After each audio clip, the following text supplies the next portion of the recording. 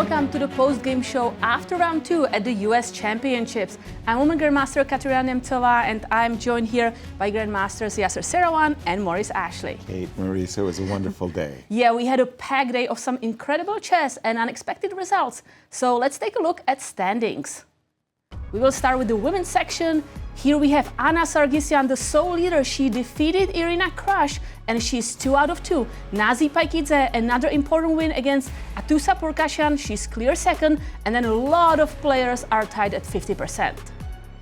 Now in the open section, we have 4 leaders: Fabiano Caruana, Wesley So, Sam Shankland, and Levon Aronian, all with 1.5 points. And after his scintillating win yesterday, we all expected Fabiano to keep putting his foot on the gas. And after all, he was playing the youngster Andy Woodward, U.S. junior champ to be sure, 15 years young. Could he stand up against such a powerhouse as Fabi? Well, he did more than just that. Fabi was holding on by his fingernails and managed to survive the game. Take a look at the video.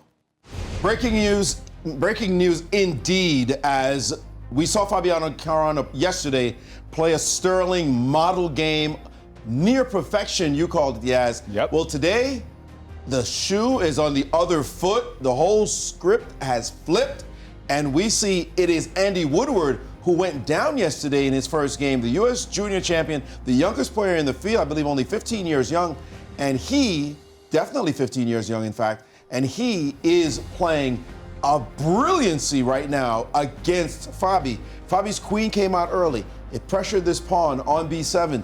It maybe suppressed this bishop from coming out. The bishop said, you can have it. That pawn is generally known as a poison pawn. You could take it if you want to. Fabi said, I will take this pawn. And then the move knight to d4 landed on the board, given a double exclamation mark by the engine, an amazing sacrifice. Fabi needs to take on a8, or needed to take on a8. We looked at that line. Instead, Fabi said, I don't get it. I'm going to capture this knight, and you're going to notice the engine hates the move, gives it an absolute double question mark blunder, and now after simply takes back, he is in deep trouble in this position. And I'm going to say something maybe a little controversial. I think Fabi has a chance to make a comeback in this game. I know it looks bad.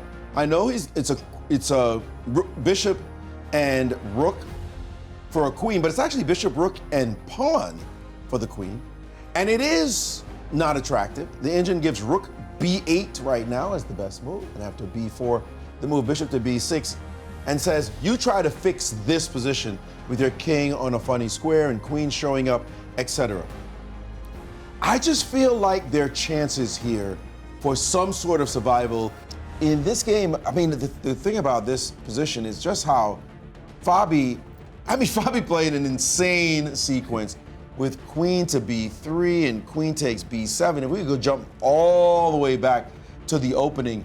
We saw him play a weird move, a never before seen move. Queen b3, okay, has been seen before, but to put his queen on b3, and then he went on a journey. He took on b7, and then this move knight d4 rocked him. And yes, rook e8 was played in their game. And then he just started queen again, moving for the 4th time.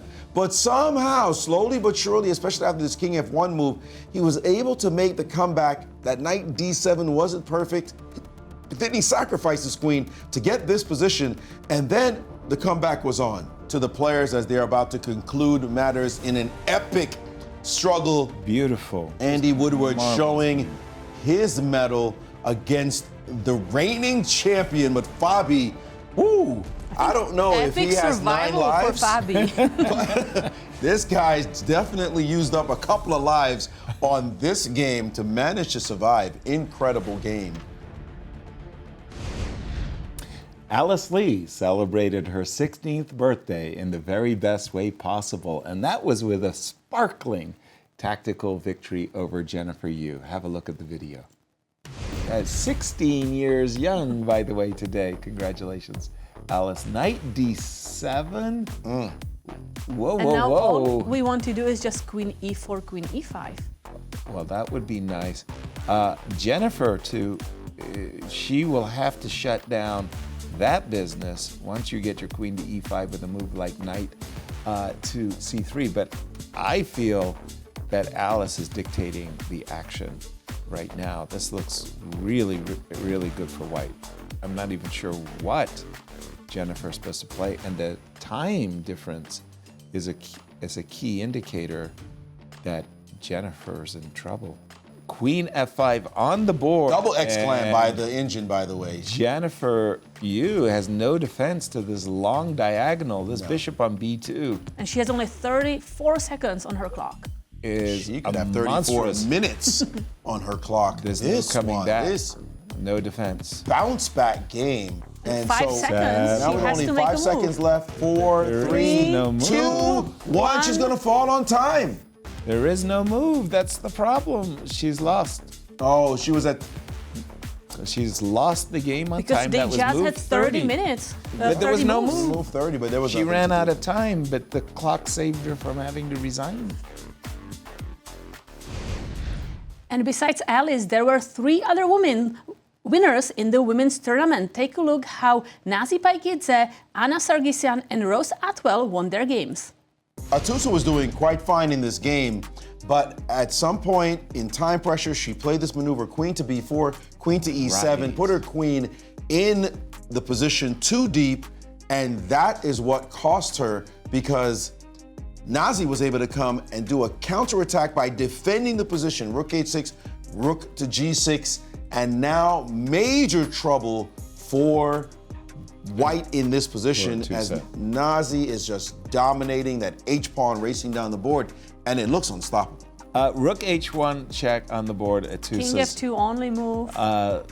I don't know what else she's thinking about, maybe resignation, but king f2, let your opponent play rook f2, and then give it a rest, because checkmate is inevitable. King e3, rook queen g3 is mate, right? Whoops. But your rook e2, queen f3 is good too. Exactly, but one move faster was cleaner, and Resignation. Atusa has to resign. What happened? So what happened in this game? It was a closed Sicilian where I think Talia missed. When Talia played the move knight e4, I think she was very optimistic, but Rose had a really nice response, which was bishop on c5 to b6, giving her an advantage. Eventually she won an exchange, and it looks like she has a technically winning position at this moment. In for a penny, in for a pound. This is her last chance for Talia. She's just played the move But f3. yes, here rook e7 is more accurate, and Rose just made that move, forcing the king to go away from the pawn. That's it. Yep. Talia stops the clock, gives it a rest. Congratulations to Rose Atwell with her first win. And the engine is giving bishop to h6 to try to get on the g5 square. Let me tell you, yes, the engine is saying she's okay, as now the best move is what? King to e7. Now, hot-footing it to the other side of the board, but this is not at all easy to But calculate. Maurice, she made the move. She did play queen Queen f5, f5 is realizing on she the had board. to play it. Give it to the GM, of course, for finding the only way to fight back here as we jump back to this move, queen f5. This one is going to definitely, I'm not sure it's going to come as a shocker to Anna, but she's going to be thinking, I must be winning. Come on, you get to play bishop g7, a disco, get the king flying. The key to the defense is 1, the rook is not in the game, and 2, the light squares. This piece can't control the light squares, and as the queen shifts, you start dancing along those light squares as you escape, but still a long way to go. And I'm gonna say this, just like I thought Fabi wasn't gonna lose that game, I think Irina will lose this game. And that ended the game, and Irina's great 1-0 score. She's looking at the board, realizing that she has no chance, and so she had to resign the game. We're seeing that. And Anna Sargsyan in her first championship is now 2-0, leading the tournament by herself.